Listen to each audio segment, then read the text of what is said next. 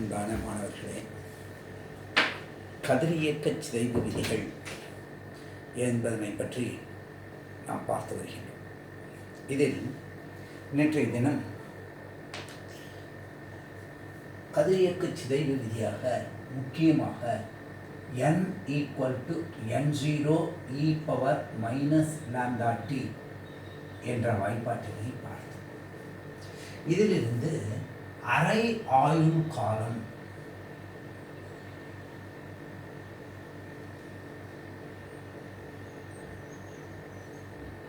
அதாவது half life period என்ற மிக முக்கியமான ஒரு கருத்தினை நாம் பார்க்கின்றோம். அதாவது தொடக்கத்தில் எடுத்துக்கொண்ட எண்ணிக்கையில் பாதியாக குறைவதற்கு ஆகின்ற காலத்தினை அரை ஆயுள் காலம் என்று குறிப்பிடுகின்றோம். அதாவது n = n0/2 என்று ஆகும் பொழுது இந்த காலமானது t ஆஃப் அல்லது அரை ஆயுள் காலம் என்று குறிக்கப்படுகிறது. கேபிட்டல் T என்றே குறிப்பிடுவார்கள். 3 T பயன்படுத்துவோம். ஒன்று எந்த ஒரு கணத்திலும் ஸ்மால் t, அரை ஆயுள் காலம் கேபிட்டல் T, டவ் என்பதனை சராசரி ஆயுள் காலம் என்று குறிப்பிடுவோம். இந்த 3 வகையை நம்ம ஞாபகம் வச்சுக்கணும். சரி, இப்போ இந்த அமைப்பை இதில் பிரதியிடும் போது என்ன கிடைக்கின்றது அப்படின்னு பார்த்தா n0/2 = n0 e⁻ λT. இதுதான் T ஆஃப் என்று சொல்லக்கூடியது. இந்த ஸ்மால் t என்பது இப்போ T, அந்த சமயத்தில் என்னோட மதிப்பு n0/2. அப்போ 1/2 = என்னன்னு கிடைக்கும்? e⁻ λTன்னு கிடைக்கும். அல்லது 2 = e⁻λT அப்படியே தலைக்கு. ரொம்ப சாதாரணமான ஒரு அமைப்பு. சரி, நமக்கு பொதுவாக என்ன தெரியும்? log a⁻e = x அப்படின்னா a = e⁻x என்ற ஐடென்டிட்டி தெரியும்.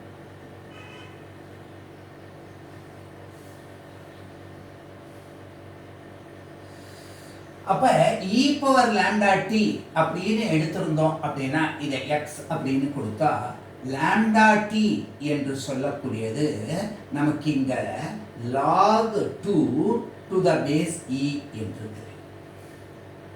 இது பொதுவாக நம்ம என்னன்னு எழுதுவோம்? ln of 2 நேச்சுரல் லாகரிதம்னு சொல்லுவோம். ஆனால் பொதுவாக நமக்கு மடக்கை எதிர்மடக்கை நல்லா படிச்சுக்கணும். லாகரிதம் ஆன்டி லாகரிதம்னுட்டு அந்த மதிப்பில் என்னன்னு தெரியும்? 2.303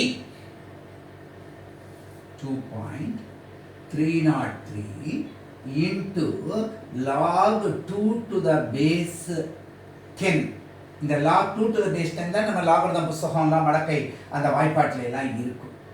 அப்போ இது λT என்றாகின்றது. therefore T அதாவது அரை ஆயுள் காலம் என்பது 0.6926 அல்லது 693 divided by lambda என்பதாக கிடைக்கின்றது.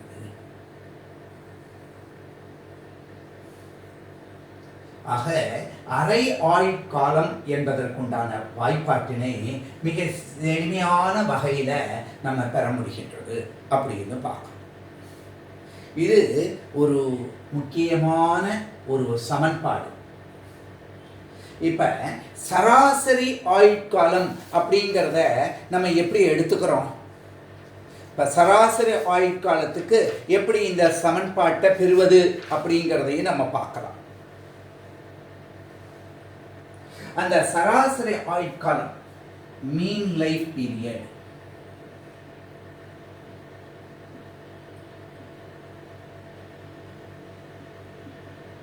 நமக்கு சிபிஎஸ்சியாக இருந்தாலும் சரி, இதுலேயும் சரி, இந்த அமைப்பில் என்ன அவங்க கொடுத்துருக்காங்கன்னா டவ் = 1/λ. என்சிஆர்டி புத்தகங்களில் பார்க்கலாம். இதுக்கு உண்டான டெரிவேஷனை நம்ம ஒரு ப்ராப்ளமாக போட்டு காமிக்க போகிறோம். ஆனால் அந்த டெரிவேஷன் நமக்கு தேர்வுக்கு கிடையாது. அப்ப இந்த t என்பதனை நம்ம என்னன்னு எடுக்க முடியும் அப்படின்னு பார்த்தா 0.693 divided by, அதாவது லாம்டா என்று கொடுத்திருக்கோம். அப்போ 1/λ என்பதை நம்ம என்ன எழுதலாம், இங்க டவுன்னு சொல்லலாம். அப்ப அரை ஆயுள் காலத்துக்கும் சராசரி ஆயுள் காலத்துக்கும் உள்ள தொடர்பு இப்படி இருக்கு. இப்போ ஒரு சாதாரணமான கேள்வி கேட்குறாங்க மல்டிபிள் சாய்ஸ் கொஸ்டின்ல, சராசரி ஆயுள் காலம் பெருசா அரை ஆயுள் காலம் பெருசா? நல்ல கவனிங்க. டி ஆஃப் வருது அரை ஆயுள் காலம், HELP, half life period. இது mean life, MLP, mean life period. Mean லைஃப்னா சராசரி, மீன் லைஃப் பீரியட். எல்லாமே காலத்தினுடைய அழகுல தான் வரப்போகுது. சரி, இப்ப பாருங்களேன், டி ஆஃப் என்பது இந்த டவ் அப்படிங்கிறதுலேருந்து என்ன மதிப்பு இருக்குன்னா 0.69 மதிப்பு தான் இருக்கு.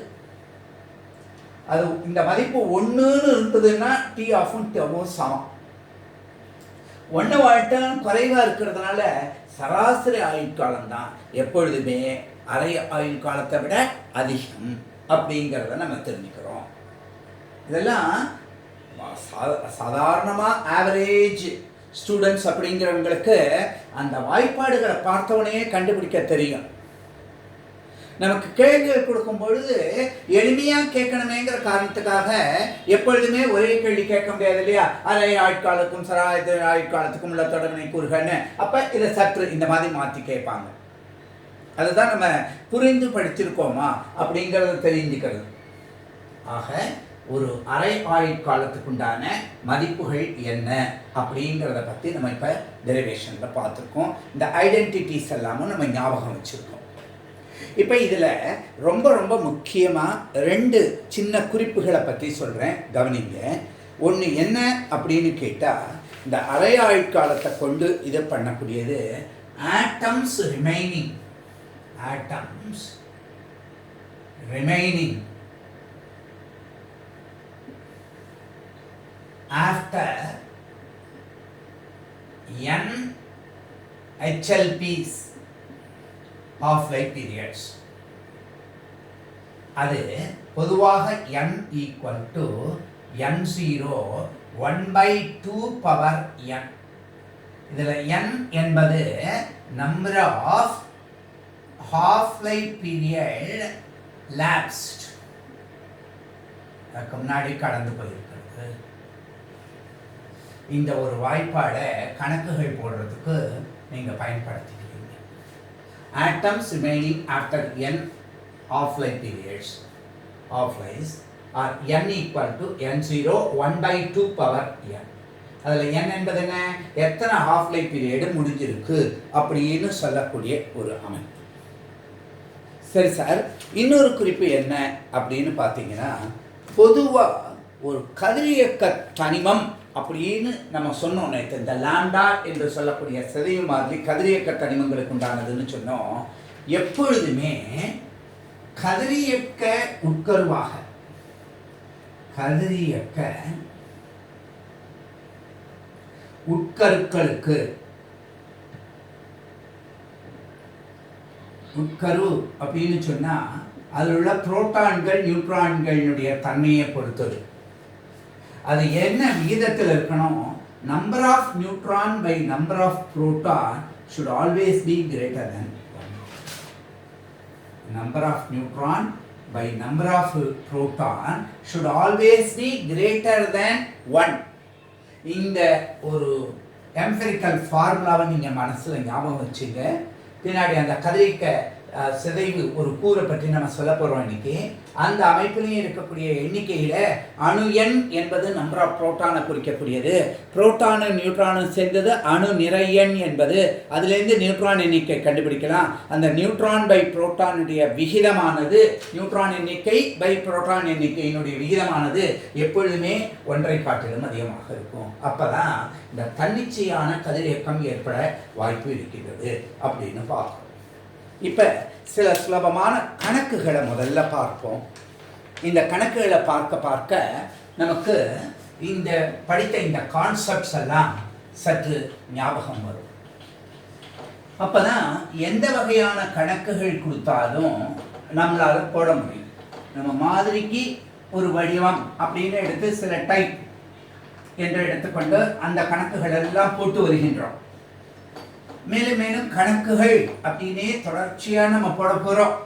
ஒவ்வொரு பாடத்துலையும் ஒவ்வொரு பகுதியும் எடுத்துக்கொண்டு இதைத்தான் நம்ம மெயினாக பார்க்க போகிறோம். ஏன்னா திட்டங்கள்ங்கிறத விட இந்த கணக்குகளும் அதை அப்ரோச் பண்ணுறதும் எளிமையான முறையில் இருக்கக்கூடியதும் நமது ஒன் ஆஃப் த நோக்கம். இதெல்லாம் நம்ம சேனலினுடைய அந்த ஹோம் பேஜில் போனீங்கன்னா அபவுட் அப்படின்னுட்டு சொல்லிட்டு ஒரு பகுதி இருக்கும். அதை கிளிக் பண்ணுங்கள், நீங்கள் நம்ம சேனலை சப்ஸ்கிரைப் பண்ணிப்பீங்க. இந்த அபவுட்டுங்கிற சொன்னால் இந்த சேனல் எதுக்காக என்னென்ன பர்பஸுக்காகங்கிறத ரொம்ப கிளியராக அங்கே ஸ்டேட் பண்ணியிருக்கோம், தமிழ்லேயும் இங்கிலீஷ்லேயும். அதை படித்து பார்த்தீங்கன்னா உங்களுக்கு தெரியும் நம்மளுடைய போக்கு எப்படி இந்த அமைப்புகளில் இருக்குது அப்படின்னு. இந்த ஒரு கணக்கு பாருங்கள். ஒரு கதிரியக்க நியூக்ளியஸினுடைய லாம்டா மதிப்பை 0.3465 டே -1 அப்படின்னு கொடுத்துருக்காங்க. சிதைவு மாறிலியினுடைய மதிப்பு. அதான் இது காலத்தை சார்ந்ததுன்னு சொன்னேன். அந்த காலத்தினுடைய அழகு நாட்கள் வச்சிருக்காங்க, அப்படியே இருக்கட்டும். How long it would take the nucleus to decay to 75% of the initial amount? How long எவ்வளவு காலமாகும்? How long it will take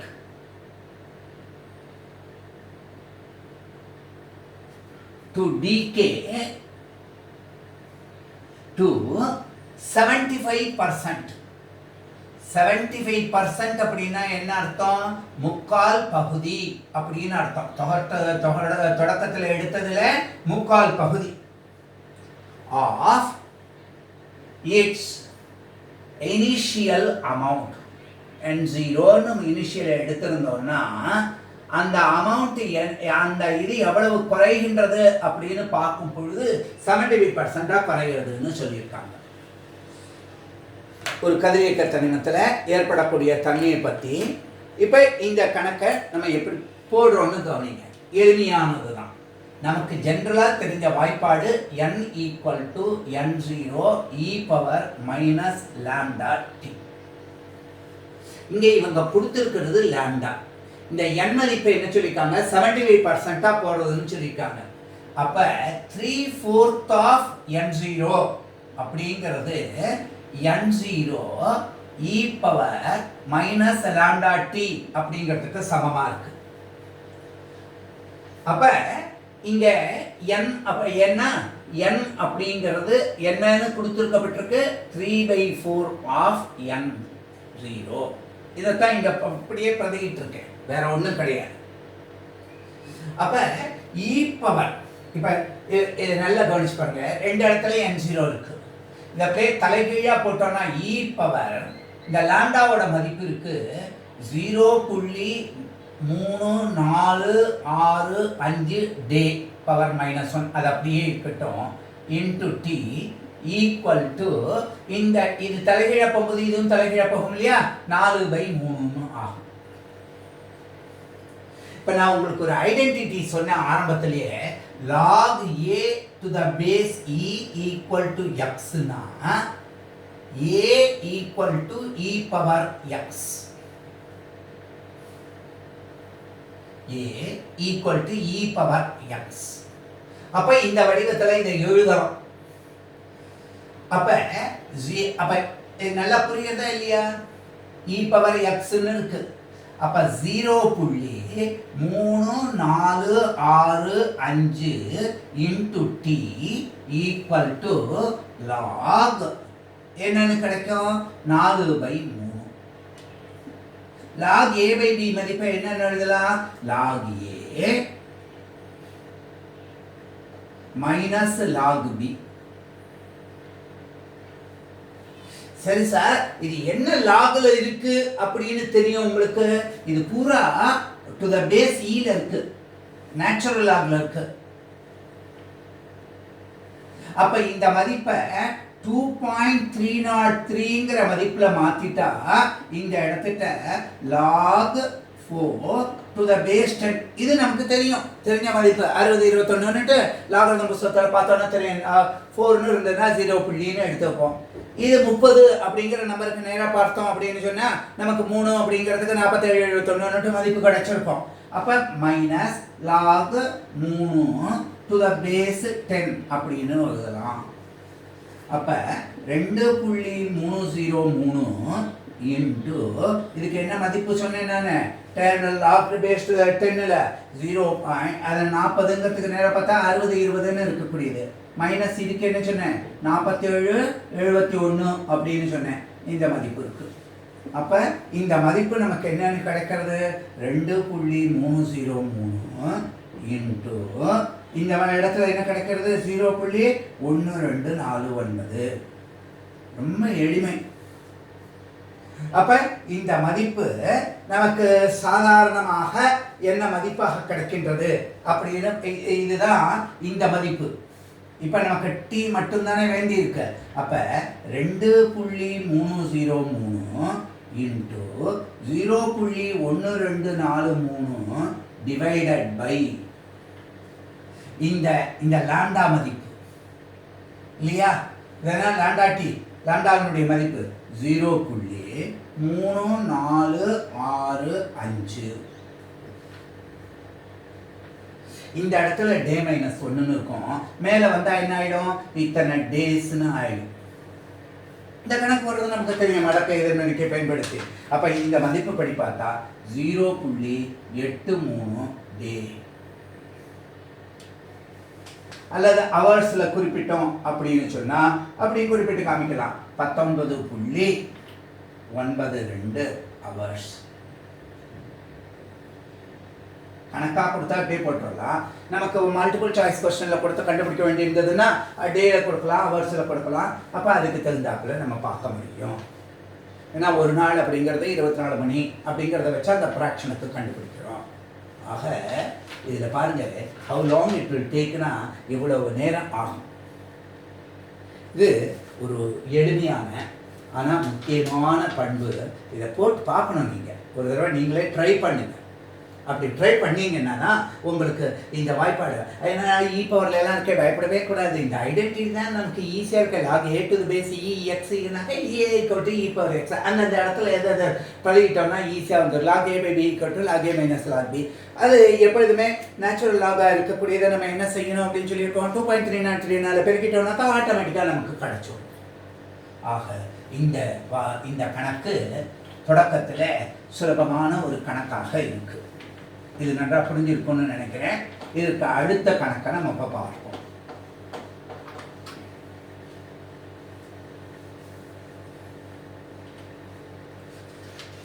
எளிமையான கணக்குகளை தான் நம்ம எடுத்துக்கிறோம்.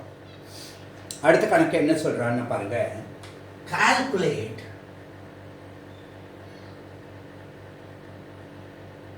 the half-life period HLP அரை ஆயுட்காலத்தை கணக்கிடுக of a radioactive substance. பொதுவாக கதிரியக்க பொருள் கதிரியக்க தனிமத்தின் if its activity drops to அப்படின்னா என்ன குறையிறது 1/16 of its இனிஷியல் தொடக்க மதிப்புலேருந்து 1/16 மடங்கு குறைஞ்சிருச்சான். இனிஷியல் வேல்யூ எவ்வளவு காலகட்டத்தில் இன் 30 years எப்படி கொடுத்துருக்கான். நம்ம இந்த கதிரியக்க அமைப்புகளை பற்றினுடைய பயன்பாடுகளை ரேடியோ கார்பன் டேட்டிங் அப்படிங்கிறத பற்றி கதிரியக்க வயது கணிப்பு அப்படிங்கிறத பற்றி பின்னாடி படிக்க போகிறோம். அதில் இந்த அமைப்புகள்லாம் தெரிஞ்சுப்போம். அப்போ அந்த பொருள் தொடக்கத்தில் எவ்வளவு காலத்துக்கு முந்தினதாக இருந்திருக்கும். இப்போ இருக்கிற சாம்பிளில் இந்த அளவு இருக்குது, இவ்வளவு கண்டென்ட் இருந்திருக்கணும், ஆனால் இவ்வளவு கண்டென்ட் தான் இருக்குது. அதுலேருந்து நம்ம அதனுடைய தொடக்க காலத்தை கண்டுபிடிக்கலாம். அப்போ இந்த கணக்கு தெளிவாக எப்படி இருக்குன்னு பாருங்க. என்ன சொல்கிறோம் இப்போ இருக்கிற n அப்படிங்கிறது n0லேருந்து 16 குறைஞ்சிருக்கு, 1/16. அப்போ n/n0ங்கிறது என்ன மதிப்பாக இருக்குது அப்படின்னா 1/2 அப்படின்னு இருக்கணும்னு நான் முன்னாடியே உங்களுக்கு சொன்னேன். இந்த n அப்படிங்கிறது number of half life that has lapsed. அப்ப ஆட்டோமேட்டிக்கா இந்த 1/16 அப்படிங்கிறது வரணும் அப்படின்னு சொன்னா, அதாவது 1/16 அப்படிங்கிறது வரணும்னா இது 1/2 எத்தனையா இருந்திருக்கணும்? 4 மடங்கா இருக்கணும். அரை ஆயுட்காலங்களா இருக்கிறதுனால இது ரொம்ப சுலபமான ஒரு மதிப்பு. அப்ப நம்பர் ஆஃப் ஹாஃப் லைஃப்ஸ், அரை ஆயுட்காலங்கள் ஈக்குவல் டு 4 இந்த n அப்படிங்கிறத கண்டுபிடிச்சிட்டோம். அப்ப இது என்ன அப்படின்னு இப்ப ஹாஃப் லைஃப் தானே கண்டுபிடிக்கணும். அப்ப நமக்கு என்ன தெரியுது? இந்த n அப்படிங்கிறதுக்கு வாய்ப்பாடு என்ன? பொதுவா இந்த n அப்படிங்கிறது என்ன அப்படின்னு பார்த்தா time of integration, time of disintegration, total time of disintegration divided by number of half life period. number of half life period தான் நம்பரை இங்க கொண்டு வந்துட்டோம்னா half life period. அப்ப இந்த half life period கண்டுபிடிக்கணும்னா t equal to அப்படிங்கறத கண்டுபிடிக்கணும்னா இங்க total time of disintegration எத்தனை வருஷம் சொல்லிருக்கா? 30 வருஷம் சொல்லிருக்கா. half life எவ்வளவு, எத்தனை நம்பர் ஆஃப் half lives இதா இருக்கு? இந்த n அப்படிங்கிறது இங்க வந்தது அப்படின்னு சொன்னாக்கா இதனுடைய மதிப்பு என்ன இருக்கு? 4. அப்ப 30ல பாதி என்ன? 15. அதுல பாதி 7.5. அப்ப 7.5 இயர்ஸ். அப்ப இந்த தனிமத்தினுடைய half life period t off அப்படிங்கிறது என்னவா இருக்கு பாருங்க, 7.5 இயர்ஸ். ரொம்ப சுலபமாக கண்டுபிடிச்சிச்சு. இங்கே தொடக்கத்தில் நான் ஒரு சின்ன வாய்ப்பாடை ஞாபகம் வச்சுங்கன்னு சொன்னேன். n ஈக்குவல் டு n0 1/2 இப்போ n ஈக்குவல் டு n0 1/2 தான் n/n0 அப்படின்னு எடுத்துக்கிட்டேன். அப்போ 1/2 அப்படின்னு எடுத்தா இந்த n0 இங்கே கொண்டு வந்திருந்தா இந்த மதிப்பு என்ன இருக்கும்? 1/16 தானே. அந்த 1/16 தானே 1/2 சொன்னோம். அதனால தான் அங்கங்கே குறிப்பாக கொடுத்துருக்கிற வாய்ப்பாடுகளை நீங்கள் அப்பப்போ தெரிஞ்சு மனப்படமாக தெரிஞ்சுக்கணும். ஆக இந்த கணக்கு எளிமையாக பார்ப்பதற்கு என்ன சார் 2 பாயிண்ட் கொடுத்துருக்காங்க, என்னென்னவோ கண்டுபிடிக்கணுமே அப்படின்னுலாம் கிடையாது. இதெல்லாம் 100% டைரெக்டாக வரக்கூடிய ப்ராப்ளம்ஸு. காம்படிட்டிவ் எக்ஸாமினேஷன்ஸ் எந்த வகையான ஐஐடி ஜேஇஆ இருக்கட்டும், நீட்டாக இருக்கட்டும், அல்லது எந்த காம்படிட்டிவ் எக்ஸாமினேஷனாக இருக்கட்டும், என்சிஆர்டி எக்ஸாம் எல்லாத்துலேயுமே பார்த்தீங்கன்னா இந்த கேள்விகள் எல்லாம் எல்லா கொஸ்டின் பேப்பர்லையும் இருக்குது. சிபிஎஸ்சியில் எடுத்திங்கன்னா அவங்க ரீஜனல் வைஸுக்கு, அதுக்கப்புறம் ஆல் இண்டியா லெவலில் டெல்லிக்கு, அதுக்கப்புறம் பார்த்தீங்கன்னாக்கா ஃபாரினுக்கு அப்படின்னு எல்லா கொஸ்டின் பேப்பர்லாம் செட் பண்ணுறாங்க இல்லையா. எந்த பேப்பர் வேணாலும் எடுத்து பாருங்கள், எந்த வருஷத்து பேப்பரில் வேணாலும் எடுத்து பாருங்கள், இந்த பகுதிகளிலேருந்து ஒரு கேள்வி கண்டிப்பாக இருக்கும். நம்ம எப்படியுமே இந்த கொஸ்டின் பேப்பர் அனலைஸ் பண்ணுறது அப்படிங்கிறது அதில் கொடுக்குற கேள்வியை மட்டும் பார்க்கறதுக்காக இல்லை, எந்த பாடப்பகுதியிலேருந்து தொடர்ச்சியாக எல்லா எக்ஸாமினர்ஸுமே கேள்வி கேட்குறாங்க. அது சிறிய 2 மார்க் கேள்வியாக இருந்தாலும் 1 மார்க் கேள்வியாக இருந்தாலும் இதுக்கு முக்கியமாக இருக்குது அப்படின்னு நம்ம பார்க்குறோம். இப்போ அடுத்த ஒரு கேள்வி பார்க்குறோம். இது ரொம்ப எளிமையான கேள்வி. என்ன கொடுத்துருக்காங்க? Identify the nature of radio type, அதாவது radioactive radiations emitted in each step of the decay chain. இது சிம்பிளாக இப்போ நம்ம பெரிய செயின் பார்க்கறதுக்கு முன்னாடி இந்த அமைப்பை பற்றி பார்க்குறோம். இதில் என்ன கொடுத்துருக்கான்னு கவனிங்க. XAZ அப்படின்னு ஒன்று எடுத்துருக்காங்க. இது என்ன ஆகுதான்? YA-4Z-2 அப்படின்னு ஆகுதான். இதே Y அப்படின்னு கொடுத்து A-4 z மைனஸ் 2 அப்படின்னு இருக்கான். சரி, இதுக்கு அடுத்தது என்ன ஆகின்றது? இது w அப்படின்னு ஆகி a மைனஸ் 4 z மைனஸ் 1 அப்படின்னு ஆயிருக்கும். இப்போ இந்த இடத்துல இருக்கக்கூடிய துகள் இங்க வந்த கதிரியக்கம், இங்க வந்த கதிரியக்கம் என்ன இந்த அமைப்புகள்ல அப்படின்னு கேட்கணும். நிறை எண்ல 4 குறைஞ்சு அணு எண்ல 2 குறைஞ்சதுன்னா அது என்ன துகளை வெளியிட்டு இருக்கணும்? ஆல்பா துகளை வெளியிட்டிருக்கணும். நிறை எண்லையும் மாற்றம் இல்லை, அணு எண்லையும் மாற்றம் இல்லை. அப்ப என்ன வந்திருக்கணும்? ஒரு காமா கதிர் வந்திருக்கணும். இது வந்து ஆல்பா, இது வந்து என்னவா இருக்கு அப்படின்னு பார்க்கிறோம், காமா. சரி சார், இங்க என்ன இருக்கு பாருங்க, நிறைய அப்படியே இருக்கு, அணு எண்ல ஒன்று கூடி இருக்கு. z மைனஸ் 2ல ஒன்று கூட்டினாதான் z மைனஸ் 1 ஆகும். அப்ப இங்க வந்திருக்கக்கூடிய கதிர் என்னவாக இருக்கு அப்படின்னு பார்க்கிறோம், பீட்டா.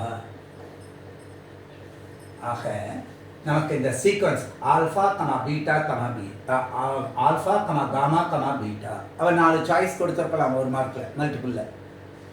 பீட்டா, ஆல்ஃபா, காமா அப்படின்னு எல்லாம் கொடுத்துருக்கலாம். நம்ம அதை பற்றியெல்லாம் கொல்லப்படக்கூடாது. இதுலேருந்து இவ்வாறு எழுதி பார்த்து நம்ம இதுக்கு என்ன செயல்கள் வைக்க போகிறோம்? ஒரு ஃப்ராக்ஷன் ஆஃப் எ மினிட். ஆனால் கன்ஃபார்ம்டாக நம்ம இதை பண்ண முடியும். இந்த முறையில் நீங்கள் எழுதி அதை என்ன கொடுத்துருந்தாலும் அதை நீங்கள் ஒரு தடவை எழுதுங்க. அதை எழுதி அந்த அமைப்பு என்னங்கிறத பார்த்தீங்கன்னா தப்பே இல்லாமல் போக முடியும் அப்படின்னு பார்க்குறோம். இந்த கேள்வியை சற்று மாறுபடுத்தி மற்றொரு கேள்வியாக கொடுக்குறாங்க. அது எப்படி இருக்கு அப்படிங்கிறத பார்ப்போம்.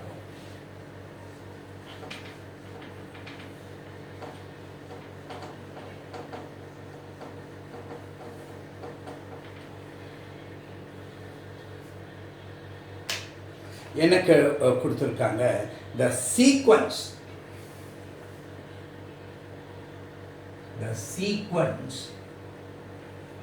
of stepwise decay, படிப்படியாக குறையுது.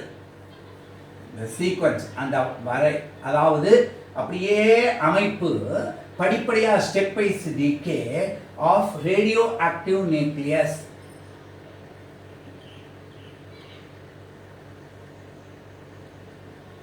ஒரு கதிரியக்க உட்கரு என்னவா மாறுறது அப்படின்னு அவன் சொல்லியிருக்கான் பாருங்க. இந்த அமைப்புல D1 அப்படியே D2 மாறுறது. சரி, இஃப் இதில் அவன் என்ன சொல்லியிருக்காங்க, இங்கே ஆல்ஃபாவும் இங்கே பீட்டா கதிரும் போயிருக்கு. பொதுவாக பீட்டாங்கிறத பீட்டா மைனஸ்னு சொல்லுவாங்க, பீட்டா ப்ளஸில் பாசிட்டிவ்னு ஆகிடும். அதை நம்ம வந்து செயற்கை கதிரியக்கத்தில் படிக்கலாம் அப்படின்னு சொன்னேன். இப்போ D1 D2 அப்படின்னு ஆறுது. இந்த இஃப் D2 is D71 176, இங்கே நல்லா கவனிச்சு பாருங்க. இது நிறைய, இது என்ன அணியன். அப்படின்னா இந்த துகளில் எத்தனை நம்பர் ஆஃப் புரோட்டான் இருக்கு அப்படின்னு பார்த்தா number of proton equal to 71.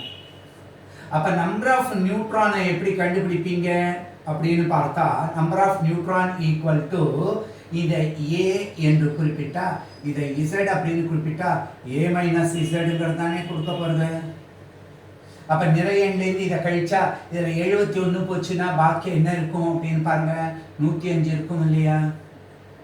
அப்போ நம்ம என்ன சொன்னோம், இது கதிரியக்க தனிமமாக இருக்கணும்னா number of neutron by number of புரோட்டானுடைய எண்ணிக்கை எப்பொழுதுமே கிரேட்டர் தென் 1. அப்போ 105 டிவைடட் பை 71ங்கிறது ஆட்டோமேட்டிக்காக கிரேட்டர் தென் 1 தானே. அப்போ இந்த விதியை நம்ம பார்த்தோம் இல்லையா, அது அப்பப்போ இந்த மாதிரி கணக்கு போடும்போது சற்றே டீவியேட் பண்ணினா கூட அந்த மதிப்பை புரிஞ்சுக்கணும் நம்ம. அப்படி இருந்தா if D2 is that then what is D அப்படின்னு கொடுத்துருக்காங்க. அப்ப இந்த வாய்ப்பாடு அப்படியே எழுதுங்க மறுபடியும் ஒரு தடவை, தப்பே கிடையாது. ஆல்ஃபா d1 இது பீட்டா மதிப்பை கொடுக்கிறது, இது d2ன்னு கிடைக்கிறது. ஆனால் இப்போ இந்த d2க்கு அவன் கொடுத்துருக்கிற மதிப்பு 176. இந்த இடத்துல என்ன மதிப்பு? 71. சரி சார், இங்கேருந்து பாருங்க, இது எங்கேருந்து வந்தது? ஒரு பீட்டா கதிர். அப்போ பீட்டா கதிர் வரலைன்னா என்ன ஆயிருக்கும்? பீட்டா கதிர்ங்கிறது என்ன இருக்கு? இந்த இடத்துல 70ன்னு ஆயிருக்கணுமா? ஏன்னா பீட்டாவை விட்டதுனால தானே அது 71ன்னு கூடிச்சு. இந்த மதிப்பு என்ன ஆயிருக்கும்? 176லயே இருந்திருக்கும். ஏன்னா பீட்டா தொகை விடுறதுனால நிறை எண் மாறுபடுறது இல்லை. ஆனா என்ன ஆயிருக்கு? ஒரு அணு எண்ல ஒன்று கூடியிருக்கு, z+1 மாறி இருக்கு. அப்ப 71 ஒன்று குறைஞ்சி 70 மாறி இருக்கு. சரி சார், இப்ப இந்த மதிப்பு ஆல்பா கதிருக்கு என்ன ஆயிருந்திருக்கும் அப்படின்னா, ஆல்பால என்ன வந்திருக்கு? 4, 2. அப்ப இதுலேருந்து நல்லா கவனிச்சு பாருங்க, இதுக்கு 176ங்கிறது எப்ப வந்தது? இந்த 4 போன உடனே வந்தது. அப்ப போகாம இருக்கும்போது அது என்னவா இருந்திருக்கும்? 180 இருந்திருக்கும். இந்த 2 போகாம இருந்திருந்தா என்னவா இருந்திருக்கும்? 72 இருந்திருக்கும். அப்ப டியினுடைய மதிப்பு என்னன்னு கிடைக்கிறது? 180, 72. சுலபமான கணக்கு தான். நமக்கு பதட்டம் இல்லாம, எந்த விதமான நெருக்கடியோ ஒரு இந்த தன்மையோ இல்லாம நம்ம இந்த கணக்குகளை அணுகினோம்னா தப்பே வராது. பார்க்கறதுக்கான ரொம்ப சுலபம். அவ்வளோதான், என் பரீட்சையில் போட்டுக்கலாம் போய் அப்படின்னுடுவோம். ஆனால் டக்குன்னுட்டு இல்லை, இந்த ப்ளஸ் மைனஸ்லாம் மாற்றிடும். அதுக்காகத்தான் திருப்பி ஒரு தடவை எழுதுங்கன்னு இப்போ ரிவர்ஸில் பண்ணி பாருங்க. 180ல் 4 போச்சுன்னா 176, 72ல் 2 போகும் 70. சரி, இப்போ இதில் பீட்டா வந்ததுன்னா இது மாறாது. இப்போ 70ல் 1 கூடும் 71. பர்ஃபெக்டாக இருந்துருக்கு. இதுதான் நமக்கு முக்கியமாக தெரிஞ்சுக்க வேண்டிய ஒரு அமைப்பு. சரி, மற்றொரு கணக்கு பார்ப்போம். இந்த கணக்கு நல்லா புரிஞ்சிருக்கணும். நான் ஆரம்பத்திலேயே சொன்னேன், எதுலேயும் நம்ம அவசரப்பட போகிறதில்ல. ஏன்னா நமக்கு இது ஒரு ஒரு ஒரு டாபிக் அப்படின்னு எடுத்து தான் நம்ம பார்த்துட்டு போகிறோம். எக்ஸாமினேஷனுக்கு முன்னாடி கிளாஸ் ரூம்லேனா ஒரு 3/4 மணி நேரத்தில் அத்தனையும் பார்த்தாகணும். இங்கே சின்ன சின்ன தொகுப்புலாம் இருக்கிறதுனால நம்ம டைம் எடுத்துக்கிட்டு, இப்போ +1 படிக்கிற பசங்க கூட இதை கவனிச்சுக்கிட்டே வந்தீங்கன்னா நல்ல இந்த பாடங்களும் புரியும். அவ்வளோதான். என்ன இப்போ பாடத்திட்டத்தில் 10 பாடங்கள் இருக்குன்னா 5 பாடம் ஃபஸ்ட் இயர்லையோ 5 பாடமும் செகண்ட் இயர்லைனா ஃபஸ்ட் இயர் முடிச்சு தான் செகண்ட் இயர்னு இல்லை. எந்த சமயத்துலையும் ஒரு கருத்தை நம்ம தெரிஞ்சுக்கிறோம். அந்த பாடத்தை படிக்கிறதுல எந்த சிரமமும் இருக்காது. சரி, இது பாருங்க. The decay constant lambda for copper என்ன சொல்றான்? Copper 64, radio active copper is எந்த தனிமமும் கதிரியக்க தனிமமா இருக்க முடியும். இன்டியூஸ்டு ரேடியோ ஆக்டிவிட்டியில் அதைத்தான் நம்ம பார்க்குறோம். அப்போ 1.5 எல்லாத்துக்கும் ஒரே விதிகள் தான். 1.516 into 10⁻⁻5 செகண்ட் -1. டிகே கான்ஸ்டன்ட்னா டைம் யூனிட்ல பவர்ல மைனஸ்ல இருக்கும். ஹாஃப் லைஃப்னாக்கா டைம் அப்படியே இருக்கும், வினாடிகளாகவோ ஹவர்ஸோ டேயோ இயர்ஸோ அந்த மாதிரி இருக்கும். சரி, ஃபைண்ட் தி ஆக்டிவிட்டி என்ன கேட்டிருக்கான் பாருங்க. Find the activity. ஆக்டிவிட்டினா என்னன்னு சொன்ன? லாம்டா n அப்படிங்கிறது தான் activity. dn/dt equal to minus lambda n அப்படின்னு பார்த்தோம் இல்லையா? அந்த மைனஸ் எடுத்துட்டு மாடு வேல்யூ பார்த்தா அதான் ஆக்டிவிட்டி. அப்ப ஆக்டிவிட்டி ஆர் அப்படின்னு கூட சொன்னோம். அதான் find the activity of sample containing. எவ்வளவு இருக்கான் அதுல? Containing 1 microgram. மில்லினா 10⁻³ மைக்ரோ. இந்த மைக்ரோனா என்ன அர்த்தம்? 10⁻⁻6ன்னு அர்த்தம். 1 மைக்ரோகிராம் ஆஃப் காப்பர் 64. இது என்ன இது ரேடியோ ஆக்டிவ் காப்பர். அவன் இங்க நமக்கு என்ன கொடுத்துருக்கான், atomic weight of copper is 63.5 gram per mole. Gram mole minus ஒன்னு சொல்லா, கிராம் பர் மோல். கிராம்ங்கிறது பொதுவாக ஜீனே போடுறது, கிராம்னு எழுதணும்.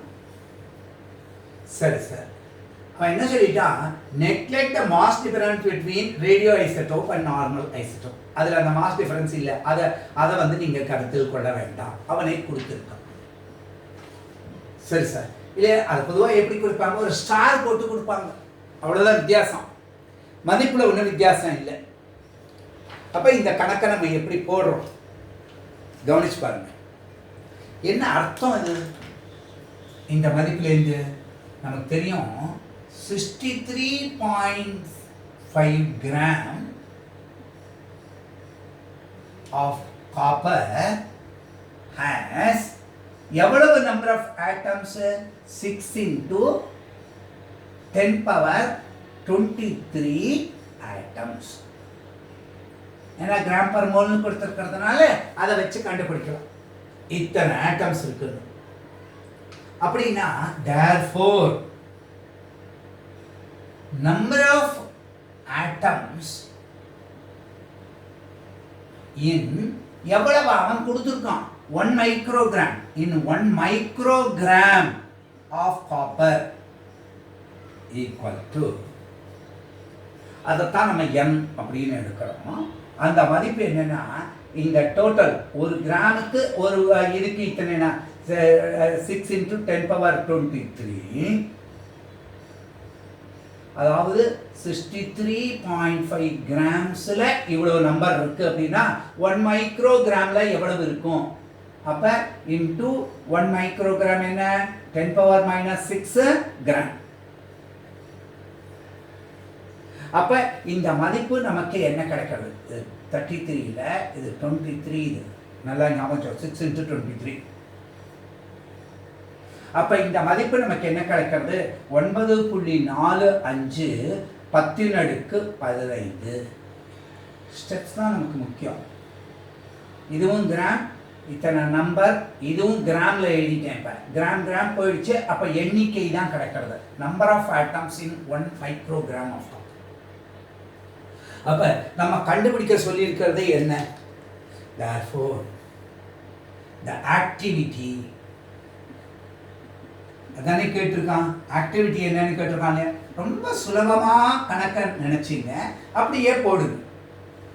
அப்போ அந்த லாண்டாவினுடைய மதிப்பு அவன் கொடுத்துருக்காங்க 1.516 10⁻⁻5. அப்ப இந்த நம்பர் ஆஃப் ஆட்டம்ஸ் எத்தனை நம்பர்னால என்னோட நம்பர் என்னன்னு எழுத வேண்டியிருக்கு, 9.45 into 10⁻15.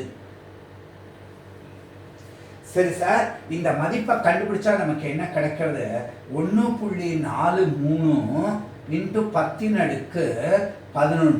15 இருக்கு, இந்த -5, ஆனால் இந்த நம்பர் பெருக்கிறதுனால 9.45 1.5 முடங்கு போகிறதுனால இந்த மதிப்புக்கு வந்து நமக்கு இத்தனை டிஸ்இன்டகிரேஷன் பர் செகண்ட்.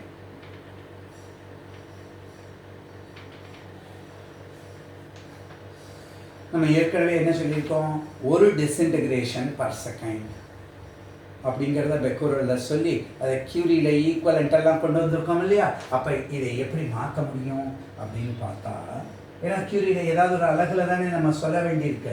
அப்போ 1.43 ஆக்டிவிட்டியை பொதுவாக இதில் சொல்லுவோம் கியூரி இன்ட்டு 10⁻11 டிவைடட் பை, கியூரியில் பண்ணணும்னா இதை என்ன செய்யணும், 3.7 பெக்கோரல் பார்த்தோமா இல்லையா, 10⁻10. அப்போ இங்கே என்னென்னு கிடைக்கின்றது, நம்ம 1.4/3.7ன்னு போட்டு இந்த மதிப்பை பார்க்கும் பொழுது நமக்கு என்ன கிடைக்கிறது, 3. நல்லா ஞாபகம் வச்சுக்கலாம், 14, இது அப்ராக்சிமேட்லி 3.7 இருக்குது. அந்த மதிப்பு வரும்போது 3 கிடைக்கும்.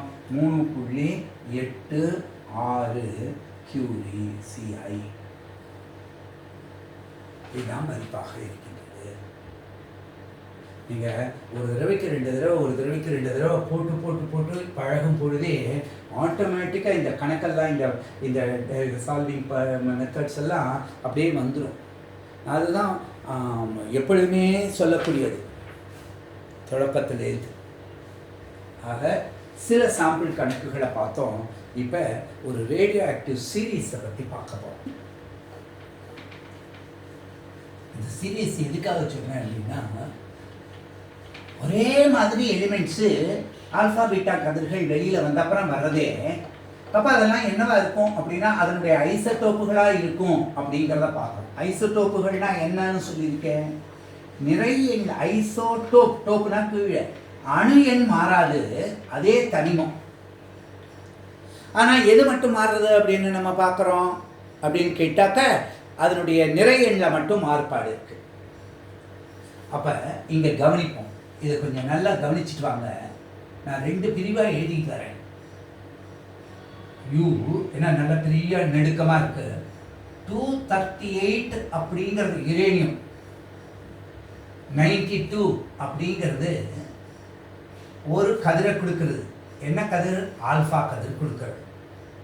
இது கொடுத்ததுனால நமக்கு என்ன கிடைக்கிறது?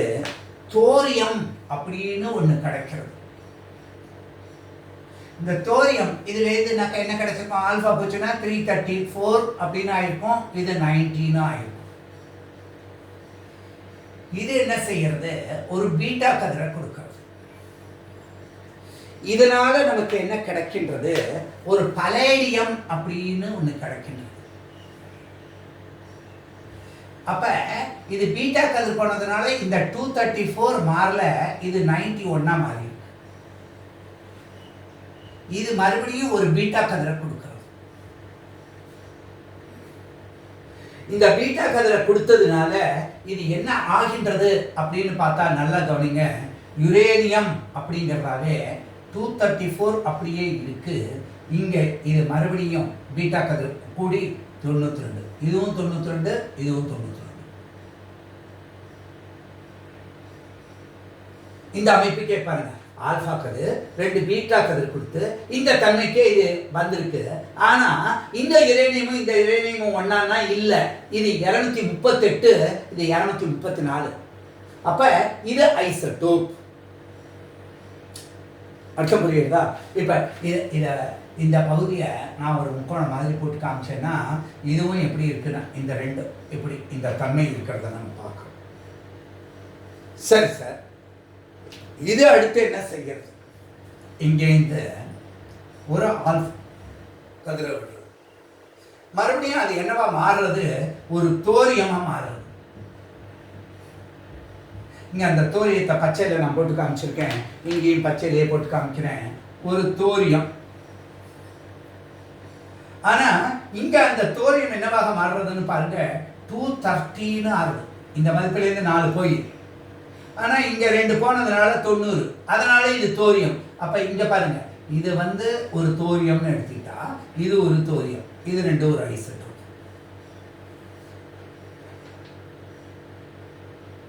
சரி, இது மறுபடியும் என்னவா மாறுறது? ஒரு ஆல்ஃபா கதிரை. அப்படியே தொடர்ச்சியா கதிரியக்கம் வந்துட்டு இருக்கு. இந்த ஆல்ஃபா கதிர் வந்ததுனால இங்க என்ன ஏற்படுகின்றது? ஒரு ரேடியம் 226 4 குறையுது. இது குறைஞ்சி இது என்ன ஆகுது? 88ன்னு ஆகும், 2 குறையிறதுனால. சரி சார், இதுல எந்த ஒரு கனெக்ஷன் கொடுத்து இந்த இடத்துக்கு மறுபடியும் எழுதுறேன். இது மறுபடியும் என்ன ஆகுது? இந்த ரேடியம்ங்கிறது ஒரு ஆல்ஃபா கதிரை கொடுத்ததுனால ரேடான் அப்படின்னு ஆகுது. அந்த ரேடானுடைய மதிப்பு என்னவா இருக்கு? 222 அப்படின்னு ஆகுது. இங்க பாருங்க, 26ல 4 போச்சு, இந்த 88ல 2 போயிடுச்சு, 86ன்னு. அதனால வேற கதிர். இந்த ரேடான் அப்படிங்கிறது ஒரு ஆல்ஃபா கதிரை வெளியிடும். இது எப்படி சார் ஞாபகம் வச்சுக்கிறது? நான் ஒரு சுணுக்கமான மெத்தடை சொல்லி கொடுக்கிறேன். ஆல்ஃபா கதிரை கொடுக்கிறது இந்த ரேடான்ங்கிறது. அதனால அது என்ன ஆகுது பாருங்க, ஒரு பொலேனியம் அப்படின்னு வர்றது. இது ஒரு வேற கதை. அதனால இந்த பொலேனியத்தை தனியாக எடுத்துக்க சொல்றேன். இப்ப அந்த பொலேனியம் ஏன்னா அதுக்கு ஐசோடோப் பரப்பது 218 ஆல்பா வந்ததுனால இது 84 ஆச்சு. இது மறுபடியும் பாருங்க ஒரு ஆல்பா கதிரை கொடுக்கிறது. இந்த ஆல்பா கதிரை கொடுத்து இது வேற ஒரு கதிராக மாறுறது. என்ன லெட் பிபி. ஏன்னா 80 என்ன ஆகும், அது 84 2 போச்சுன்னா 82. 82ங்கிறது லெட்டு. ஆல்பா கதிர் வந்திருக்கிறதுனால 214. சரி சார், இது என்ன செய்கின்றது, இந்த லெட் அப்படிங்கிறது ஒரு பீட்டா கதிரை கொடுக்கிறது. இந்த பீட்டா கதிர் கொடுத்ததுனாக்க இது என்னவா மாறுறது அப்படின்னு பார்க்குறோம், பிஸ்மத்னு ஒரு பொருளாக மாறுறது. அப்ப இந்த 214 அதாவது பீட்டான எலக்ட்ரான், அப்ப இது 83 மாறுறது. இது மறுபடியும் என்ன செய்கின்றது, அந்த பீட்டா இந்த பிஸ்மத்துங்கிறது நல்ல கவனிச்சு பாருங்க. இந்த பிஸ்மத் 214ங்கிறது ஒரு மறுபடியும் ஒரு பீட்டா கதிரை கொடுக்கிறது.